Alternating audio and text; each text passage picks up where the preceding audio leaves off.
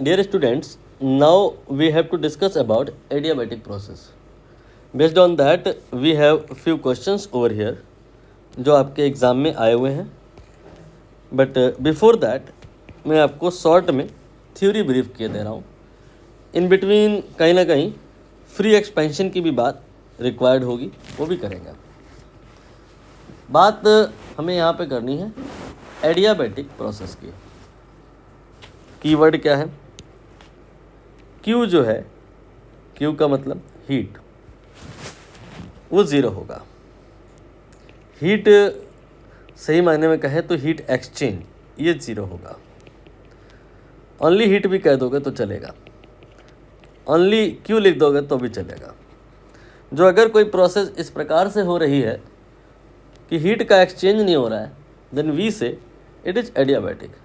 ना सोचिए ऐसा कैसे पॉसिबल है कि थर्मोडायनामिक प्रोसेस हो और हीट का एक्सचेंज ना हो. इसके लिए मैं आपको एग्जांपल्स दे रहा हूँ. क्या कि सपोज़ करिए आपने एक सिलेंडर पिस्टन लिया, उसके अंदर गैस भरा और इसके ऊपर आप फोर्स लगा रहे हो. मोटिव है कि आप गैस को कंप्रेस करना चाहते हो. तो एक तो तरीका हो सकता है कि इस पिस्टन को आप धीरे धीरे नीचे लाओ, स्लोली, और एक एकदम से नीचे ले आओ. तो जब आप सडनली कंप्रेस करोगे देन व्हाट हैपन, मौका ही नहीं मिलेगा इस गैस को सराउंडिंग के साथ हीट एक्सचेंज करने का, क्योंकि प्रोसेस जो है वो फास्ट हो गई है. तो ये कीवर्ड्स हैं जो इनडायरेक्टली बता रहे होते हैं कि प्रोसेस एडियाबैटिक है.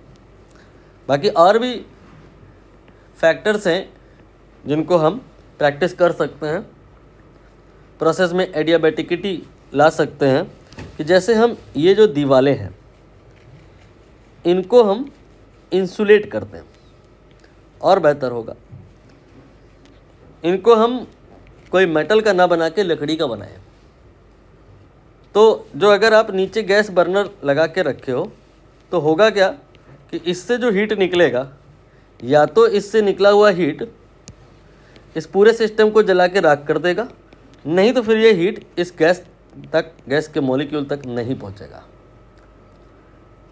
मतलब जो अगर दीवारें इंसुलेटर्स की हैं, इंसुलेट कर रही हैं, यहाँ एक और कीवर्ड आया,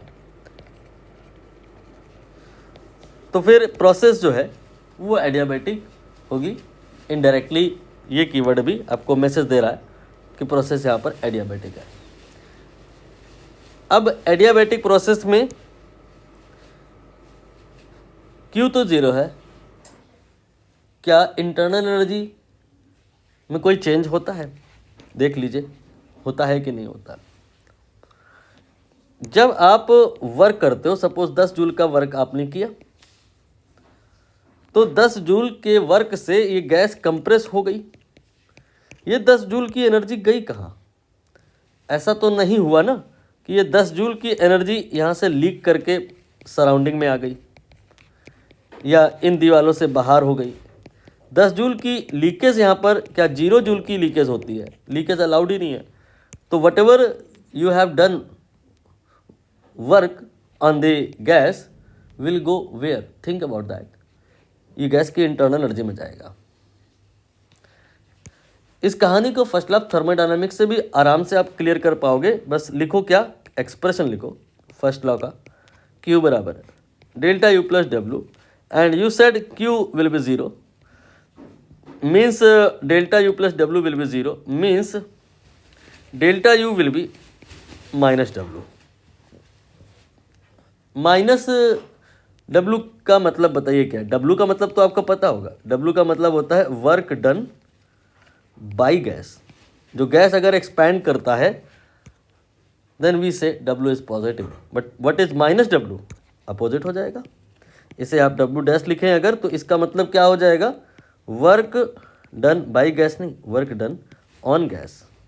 इसका मतलब डेल्टा यू जो होगा वो वर्क, डब्ल्यू डैश लिख दो only, work done on the gas के बराबर होगा. यही तो आपने कहा. जो भी आप वर्क करोगे यहाँ, जो भी वर्क करोगे आप यहाँ, वो सारा का सारा जो वर्क है वो इस गैस की इंटरनल एनर्जी में चला जाएगा। डेल्टा यू डब्ल्यू डैश के बराबर होगा। नाउ बात आएगा ये होगा कितना। तो डब्ल्यू निकालना तो आप जानते ही हो, डब्ल्यू ये होता है integration of P D V. अब बात आएगा कि हमें P रिक्वायर्ड होगा इन टर्म्स ऑफ V। तो एडियाबैटिक प्रोसेस के लिए P और V के बीच में रिलेशन होता है PV इक्वल टू कॉन्स्टेंट। नहीं, PV इक्वल टू कॉन्स्टेंट ये तो आइसोथर्मल प्रोसेस में होता है। यहाँ क्या होता है, PV की power gamma equal to constant. Gamma क्या है, गामा इसका नाम होता है एडियाबैटिक इंडेक्स। या तो ये डायरेक्टली क्वेश्चन में गिवन रहेगा, नहीं तो इसका एक फॉर्मूला होता है, उसकी हेल्प से इसे निकालना होगा। क्या होता है फॉर्मूला, 1 + 2/f। अब फिर ये f क्या होता है, इसका नाम होता है डिग्री ऑफ फ्रीडम। अब ये क्या होता है, ये आपको याद करना पड़ता है। मोस्टली f की वैल्यू 3 लेते हैं, कभी कभी 5 भी लेते हैं और 7 भी ले सकते हैं। अगर मोनोएटॉमिक गैस है then we take f equal to 3, and if we put this 3 over here we get gamma, then we put here we get exact PV relation for adiabatic process। अब क्या यहाँ पे हम और रिलेशन नहीं develop कर सकते, और रिलेशन कौन कौन से हो सकते हैं? दरअसल 3 बातें होती है ना, P होता है, V होता है, T होता है। These are the thermodynamic variables.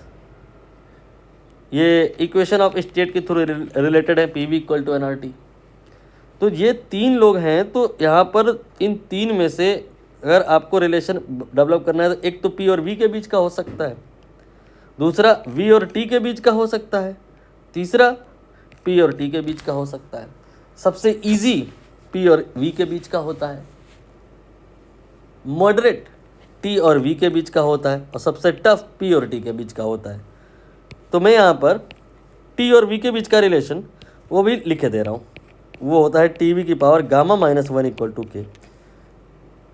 कहाँ से आया ये, बहुत आसान है, PV इक्वल टू nRT ये है ना, और आपको ये और ये दोनों पता है। ये ऑल टाइम वैलिड है for all ideal gases, for all processes, and this is for adiabatic process. So in adiabatic process ये दोनों ही वैलिड है। With the help of this two what we can do if we want that, pressure को eliminate करना होगा। तो P की value यहाँ से निकालिए, nRT/V आएगी, और इसे आप यहाँ पर रख दीजिए। ये काम खुद से करके देख लीजिए। यहाँ पर T आएगा और डिवाइड बाई V आएगा, और ये V की power gamma divide by V की पावर गामा -1 हो जाएगा। तीसरा एक और रिलेशन होता है P और T के बीच का, ये होमवर्क में है, ये सबसे टफ है। जी एडवांस में तो ये कई बार पूछा गया है, ग्राफ पूछा गया है।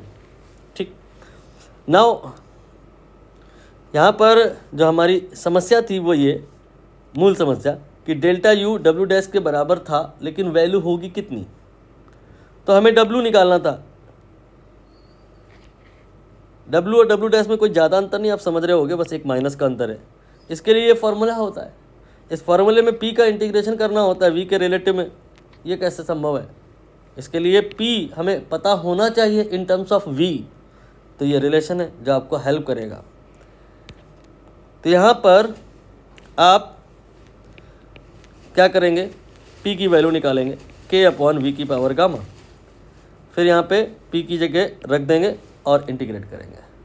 अब यहाँ पर देख लीजिए, जो इंटीग्रेंट है उसमें V के रिलेटिव में हो रहा है इंटीग्रेशन, और जो टर्म है वो भी V का ही है, इसलिए आसानी से ये इंटीग्रेबल है।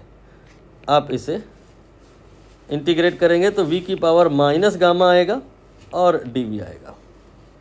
ठीक है, बाकी काम मैं यहाँ कर ले रहा हूँ। अब यहाँ पर लिमिट वगैरह भी तो लगानी पड़ेंगी। यहाँ पर V1 कर लो, यहाँ पे V2 कर लो, तो ये हो गया K, और V की पावर माइनस गामा का इंटीग्रेशन V की power minus gamma +1 divided by minus gamma +1 minus gamma plus 1 ये कांस्टेंट है, इसलिए मैंने ब्रैकेट के बाहर रखा है इसे, एंड लिमिट v1 से v2, ठीक है।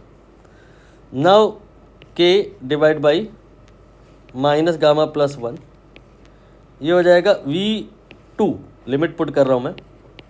अब थोड़ा आपकी गणित अगर कमज़ोर होगी तो समझना मुश्किल हो रहा होगा, बता देना अगर मुश्किल हो रहा है तो, और ज़्यादा मैं इजी कर दूंगा। ये मैंने लिमिट पुट कर दी, और अब हम इस k को अंदर मल्टीप्लाई करेंगे, लेकिन एक स्मार्ट अप्रोच के साथ। यू सेड दैट कि पी वी की power gamma equal to k होता है, आई एग्री। मतलब इसका क्या है, ये कांस्टेंट अगर है इसका मतलब क्या है, इसका मतलब ये है कि अगर हम इनिशियल बात करें तो P1 V1 की पावर गामा, इसकी जो वैल्यू होगी ये फाइनल बात करें P2 V2 की पावर गामा के बराबर होगी, और इसी को k कहा जा रहा है। तो मतलब k की जगह आप चाहिए लिखो, कोई अंतर नहीं है। तो वही करेंगे, k को जब हम यहाँ मल्टीप्लाई करेंगे तो जब पहली बार मल्टीप्लाई करेंगे तो k की वैल्यू ये वाली रखेंगे, और जब k की मल्टीप्लाई इसमें होएगी दैट टाइम k की वैल्यू हम ये वाली ले लेंगे। क्या इससे कोई फ़ायदा मिलेगा? करके देखिए, फ़ायदा समझ में आएगा। ये हो जाएगा 1 divided by minus gamma plus 1, then यहाँ पे k की वैल्यू मल्टीप्लाई में जो आ रहा है रखी जा रही है, P2 V2 की पावर गामा, देन V2 की power minus gamma plus 1, then यहाँ पे जो k मल्टीप्लाई में आ रहा है उसकी वैल्यू रखी जा रही है, बट ये वाली P1 V1 gamma V1 minus gamma plus 1, ठीक है। यहाँ पर और सॉल्व करेंगे तो यू गेट P2 V2, ये माइनस गामा ये प्लस गामा जुड़ जाएगा, 0 हो जाएगा, V2 की पावर ओनली 1 मिल जाएगा। Similarly here we get P1 V1, P2 V2 you know nRT2 के बराबर हो जाएगा, क्योंकि PV बराबर nRT होता है, तो P2 V2 बराबर nRT2 हो जाएगा, और P1 V1 बराबर nRT1 हो जाएगा, divided by minus gamma plus 1, ये हो गया nRT2 minus T1 divided by minus gamma plus 1। इसे आप लिख सकते हो nR delta T divided by minus gamma plus 1। ये आपने W का वैल्यू निकाला है, W डैश का वैल्यू नहीं निकाला। जो आपने नोटिस किया हो दोनों में कोई खास अंतर है भी नहीं, बस थोड़ा सा ही तो अंतर है, क्या, माइनस का। तो W डैश हो जाएगा nR delta T। Now here we have 1 minus gamma, ठीक है। इतना समझ में आ गया। आप यहाँ पर गामा का जो मैंने अभी ऊपर फॉर्मूला बताया है वो रख सकते हैं, क्या था वो, 1 प्लस 2/f, ठीक है। तो W डैश यहाँ से कितना आएगा, ये आ जाएगा 1 से 1 कैंसिल होने के बाद f/2 nR डेल्टा T, ठीक है। एक माइनस भी आएगा, माइनस प्लस का कुछ इशू कहीं अगर हो रहा है तो आप उसे करेक्ट कर लीजिएगा, क्योंकि मैंने रियलाइज़ किया है कि कहीं कुछ माइनस प्लस का एरर हो चुका है। हालांकि इम्पॉर्टेंट नहीं है अब ये इतना जानना हमारे लिए, क्योंकि मैं उसका सिग्निफिकेंस ऑलरेडी बता चुका हूँ कि यहाँ पर जो इंक्रीज इन इंटरनल एनर्जी है वो वर्क डन बाय गैस के बराबर नहीं है, वर्क डन ऑन गैस के बराबर है। हाँ, यहाँ पे जो जानना है, जो सबसे ज़रूरी है वो ये कि ये जितना भी हमने डेरिवेशन किया है ये सब इररिलेवेंट था, करने की नीड नहीं थी, फिर भी मैंने कराया है। तो थियोरेटिकली नहीं थी, बट मैथमेटिकली कंसेप्ट को फीड करने के लिए थी। मतलब आंसर बिना किए भी निकाला जा सकता था, बट चूंकि मैंने करा दिया तो आपके ब्रेन में मैपिंग स्ट्रांग होगी, तो चीज़ें आप इन फ्यूचर भूलोगे नहीं। मैं क्यों कह रहा हूँ कि यही सेम चीज़ आप बिना इंटीग्रेशन के भी निकाल सकते थे। डेल्टा यू जो है वो W डैश के बराबर होगा, ये थी मेन स्टोरी, और इसकी वैल्यू कितनी होगी ये मैंने आपसे पूछा। इसके लिए मैं W डैश निकालने लग गया, निकाला भी मैंने। उल्टा भी तो कर सकते थे, हम इसको निकालते ही नहीं, हम सिर्फ इसको निकालते। डेल्टा यू का स्ट्रेट फॉरवर्ड फार्मूला होता है, क्या होता है, यू का फार्मूला होता है f/2 nRT, तो डेल्टा यू का फार्मूला हो जाएगा f/2 nR डेल्टा T। तो ये जो है ये डेल्टा यू का भी वैल्यू है और ये डब्ल्यू डैश का भी वैल्यू है। और हम यहाँ से ये कह पाएंगे कि एडियाबैटिक प्रोसेस में जो डब्ल्यू होता है उसका behaviour just like internal energy ही होता है। इंटरनल एनर्जी स्टेट फंक्शन है, केवल इनिशियल और फाइनल टेम्परेचर पे, इनिशियल और फाइनल वैल्यूज पे डिपेंड करता है। In between values are not important, but for W it is not like that. W के लिए एग्जैक्ट पी और वी के बीच का एक ग्राफ रिक्वायर्ड होता है, बीच की जो स्टेप्स होते हैं इनिशियल और फाइनल के अलावा वो भी रिक्वायर्ड होते हैं, इसीलिए डब्ल्यू पाथ फंक्शन होता है। But here only in adiabatic process something special with W behaving like you. ये जो डब्ल्यू है एडियाबैटिक प्रोसेस में डिपेंड करता है only on initial and final temperature just like internal energy. इसका मतलब ये नहीं है कि डब्ल्यू पाथ फंक्शन नहीं रहा। डब्ल्यू इस पर्टिकुलर प्रोसेस के पॉइंट से behaving like state function, but overall it is path function. ये एडियाबैटिक प्रोसेस इन डिटेल हमने डिस्कस कर ली है। नाउ फ्री एक्सपेंशन की हमें बात करनी होगी, बट बिफोर दैट एक दो क्वेश्चन कर लेते हैं। देख लो, आपका यहाँ पर एक आइडियल गैस है 0 डिग्री सेल्सियस पे है और उसको आपने 1/4 वॉल्यूम तक कंप्रेस किया है। फोर्स लगाया, प्रेशर लगाया, वॉल्यूम इसका 1/4 हो गया। तो वॉल्यूम 1/4 हो गया तो उससे क्या होगा, प्रेशर आप समझ रहे हो अंदर बढ़ जाएगा, क्योंकि गैस अब कम वॉल्यूम में आ गई है तो प्रेशर बढ़ जाएगा। लेकिन पी वी = कॉन्स्टेंट ये यहाँ पर वैलिड नहीं है। यहाँ पी वी की पावर गामा ये वैलिड है। तो यहाँ पर प्रेशर के बारे में नहीं जानना है, प्रेशर बढ़ जाएगा घट जाएगा। टेम्परेचर के बारे में जानना है। कह रहे हैं change in temperature due to thermodynamic process क्या होगा, टेम्परेचर में चेंज। तो मतलब टेम्परेचर और volume these 2 things are required to relate. ये टेम्परेचर है शुरुआत में, बाद में पूछ रहे हैं, और वॉल्यूम के बारे में बताए हैं कि 1/4 हो गया है। टी और वी के बीच का रिलेशन, टी वी की पावर गामा -1 ये के बराबर होता है। Gamma for monoatomic unless not given you have to assume that, although यहाँ पे गिवन है। Ratio of specific heat at constant pressure and at constant volume, इसको ही एडियाबैटिक इंडेक्स कहते हैं, इसको ही गामा कहते हैं। इसकी ही वैल्यू यहाँ पे उन्होंने बताई है 3/2 यहाँ पे रखेंगे तो ये आ जाएगा टीवी की पावर, यहाँ 3/2 - 1 ये 1/2 हो जाएगा।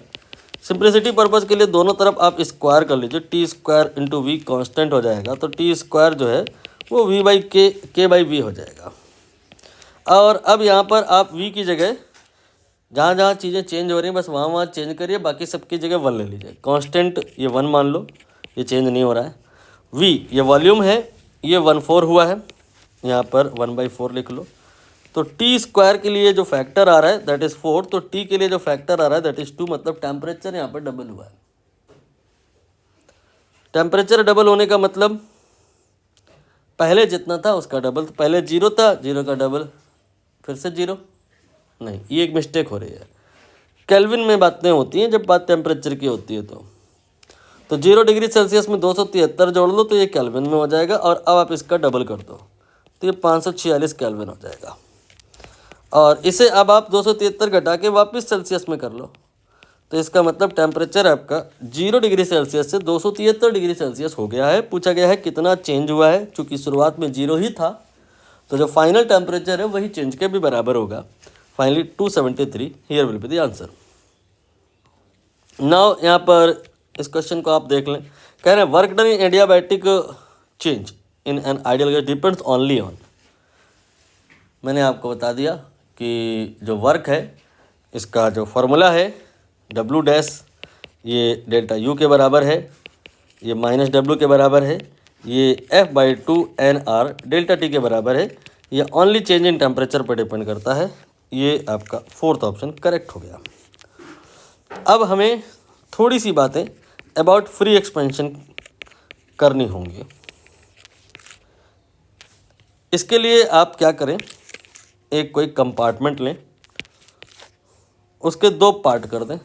पार्टीशन 1 जो है यहाँ पर गैस को कंसीडर करें और पार्टीशन 2 में वैक्यूम कंसीडर करें, नथिंग देयर। कुछ नहीं है यहाँ पे। तो जो इधर गैस के मॉलिक्यूल हैं, इधर फोर्स अप्लाई करेंगे। आपने अभी इसको लॉक कर रखा है, इसलिए because of the pressure on the left side of the gas, ये जो पिस्टन है राइट साइड को मूव नहीं कर रहा है। अगर आप इन जॉइंट्स को ओपन कर दें, इट विल स्टार्ट मूविंग। लेकिन आपने ये किया नहीं। आपने क्या किया, इसको रिमूव कर दिया, इसको सडनली जर्क के साथ एकदम से रिमूव कर दिया। ये देखिए रिमूव हो गया। ठीक, अब क्या होगा, अब ये गैस एक्सपैंड तो करेगी। अब ये गैस यहाँ जहाँ पर था पहले डॉटेड डॉटेड बना लो, एक्सपैंड तो करेगी। ये गैस के जो मॉलिक्यूल हैं इधर आएंगे, बिल्कुल सही बात है। लेकिन इसका एक्सपेंशन पहले वाले एक्सपेंशन के जैसा नहीं है। अगर आप यहाँ पर इसको रिमूव ना करते, इन लॉक को ओपन कर देते, तो क्या होता कि जब ये गैस एक्सपैंड होती तो रजिस्टिव फोर्सेस होते इन जॉइंट्स में अगेंस्ट द फ्रिक्शन, या because of any other reason gas expand होती। अगर यहाँ पहले से ही गैस होती मान लो, तो जब ये गैस एक्सपैंड होती तो उसके अगेंस्ट कुछ वर्क करती। तो यहाँ पर जैसे आपने इसको हटाया एकदम से, तो एक्सपेंशन तो हुआ, लेकिन इस एक्सपेंशन में यूनिकनेस ये थी कि वर्क नहीं हो पा रहा है। यहाँ पे फोर्स तो लग रहा है, ये जो गैस है ये फोर्स, मैंने गलत बोला, फोर्स ये गैस के मॉलिक्यूल लगा सकते हैं, लेकिन कोई है नहीं यहाँ पे ऐसा जिससे इन गैस के मॉलिक्यूल का कोलिजन हो और फोर्स हो और डिस्प्लेसमेंट हो। तो ये एक्चुअली जो पढ़ाया जाता है, ये पढ़ा जाता है इसलिए कि आपके दिमाग से ये स्टोरी एलिमिनेट हो जाए कि expansion always means work. Expansion का मतलब वर्क हो भी सकता है, नहीं भी हो सकता है। नॉर्मली एक्सपेंशन का मतलब you have to do some work against the force. तो वहाँ पर एक्सपेंशन का मतलब वर्क होता है, लेकिन फ्री एक्सपेंशन में वर्क नहीं होता है, वर्क जीरो होता है। नाउ यहाँ पर अगर हम Q और डेल्टा U और W के परसेप्शन से बात करें, तो W तो मैंने बताया ज़ीरो है, ठीक है। What about change in internal energy, what about heat, क्या हमने यहाँ पर हीट दिया है? क्या हमने यहाँ पे कोई गैस बर्नर ऐसे अप्लाई किया है? नहीं। तो ये क्यों ज़ीरो हो गया? W पहले ही आपने कहा ज़ीरो है, डेल्टा U ज़ीरो हो गया, सब कुछ ज़ीरो है। यहाँ बहुत आसान हो गया फिर तो याद करने के लिए। सब कुछ जहाँ ज़ीरो होता है उसे कहते हैं फ्री एक्सपेंशन। अब यहाँ पर अगर हम एडियाबैटिक प्रोसेस की ही बात करें, तो क्या एडियाबैटिक प्रोसेस और फ्री एक्सपेंशन में कुछ सिमिलरिटी है? एडियाबैटिक प्रोसेस में Q ज़ीरो है, डेल्टा U और W ये नॉन ज़ीरो है। ये अगर 10 है तो ये भी 10 होगा, ये अगर 7 है 6 है तो ये भी 6 होगा, ये 2 है तो ये भी 2 होगा। मतलब डेल्टा U और W ये इक्वल होंगे। वो इक्वल जो होंगे, दोनों जीरो हो भी सकते हैं, दोनों नहीं भी जोड़ सकते हैं। तो इसी का एक स्पेशल केस कि अगर डेल्टा U इन एडियाबैटिक प्रोसेस जीरो है, तो फिर वो जो W डैश होगा वो भी ज़ीरो होगा। तो यू कैन से दैट कि एडियाबैटिक प्रोसेस ये एक सुपर सेट है और फ्री एक्सपेंशन ये सबसेट है। एडियाबैटिक प्रोसेस में, हर एडियाबैटिक प्रोसेस में QU W ज़ीरो नहीं होता, लेकिन अगर हम एडियाबैटिक प्रोसेस में U ज़ीरो ले लें तो फिर W भी ज़ीरो होगा, और एडियाबैटिक प्रोसेस है तो Q भी ज़ीरो होगा, QU W सब जीरो हो गया, मतलब फ्री एक्सपेंशन हो गया। You can say free expansion is a subset of adiabatic process. Now आप इस क्वेश्चन को देख लें। यहाँ कह रहे हैं in an insulated container gas is adiabatically sunk to half of its initial volume. Volume को कम किया है, टेम्परेचर के बारे में बताना है। तो मैंने आपको अभी बताया क्या आपने ये क्वेश्चन ही कर लिया है। तो इससे आपको समझ में आया कि वॉल्यूम जो अगर आप कम करते हो तो बदले में क्या होता है टेम्परेचर बढ़ता है। यहाँ वॉल्यूम 14 हुआ है तो टेम्परेचर आपका 0 डिग्री सेल्सियस से 273 हुआ है। टेम्परेचर बढ़ता है, वॉल्यूम कम होता है। तो shrunk to half of its initial volume, volume कम हुआ है, टेम्परेचर बढ़ेगा। फिर कह रहे हैं free expansion of an ideal gas is an irreversible and adiabatic process. तो ये मैंने आपको बात अभी एक्सप्लेन करी। हालांकि इरिवर्सिबिलिटी के बारे में मैंने डिटेल में बात नहीं करी है, इसके बारे में लेटर ऑन कभी डिस्कशन कर लेंगे। अभी के लिए सिर्फ इतना समझ लो कि इरिवर्सिबिलिटी का मतलब कुछ ऐसा जिसमें जो इक्विलिब्रियम है वो हर एक टाइम पे नहीं होता है। मतलब जैसे आप एक पॉइंट से दूसरे पॉइंट तक गए और पॉइंट ए पर इक्विलिब्रियम होगा, पॉइंट बी पर इक्विलिब्रियम होगा, लेकिन प्रोसेस जिस पाथ के थ्रू गई है उसमें जो छोटे छोटे पॉइंट्स हर जगह आप अगर कंसीडर करो, वहाँ पे टर्बुलेंस होगा, वहाँ पे इक्विवेलेंट नहीं, वहाँ पे इक्विलिब्रियम नहीं होगा। लेकिन जो अगर ये प्रोसेस इस प्रकार से फॉलो कराई गई जाए कि प्रत्येक point is equilibrium point, initial और फाइनल ये तो इक्विलिब्रियम है ही, चाहे आपकी प्रोसेस रिवर्सिबल हो चाहे रिवर्सिबल, लेकिन बीच की जो स्टेजेस हैं, बीच की जो स्टेट्स हैं, वो भी अगर इक्विलिब्रियम स्टेट्स हैं then it will be irreversible, otherwise not. तो फ्री एक्सपेंशन में एक्चुअली क्या हुआ है कि जब ये गैस एक्सपैंड कर रही थी तो बीच में कहीं पे भी इक्विलिब्रियम नहीं हुआ है, तो फिर वो रिवर्सिबल नहीं है, फिर वो इरिवर्सिबल है। तो finally we can say that कि ये जो आपका फ्री एक्सपेंशन है ये एडियाबैटिक है और ये इरिवर्सिबल है। तो आपका यहाँ पर ये जो लिखा है A is false and R is true, ये सही है। यहाँ पे लिखा है कि अगर आपने वॉल्यूम को कम किया तो टेम्परेचर डिक्रीज करेगा। इंक्रीज नहीं लिखा ना इन्होंने, इंक्रीज लिखते तो ये करेक्ट होता, बट इन्होंने डिक्रीज लिखा है, ड्यू टू दैट ये इनकरेक्ट है और ये करेक्ट है। तो A is false and R is true.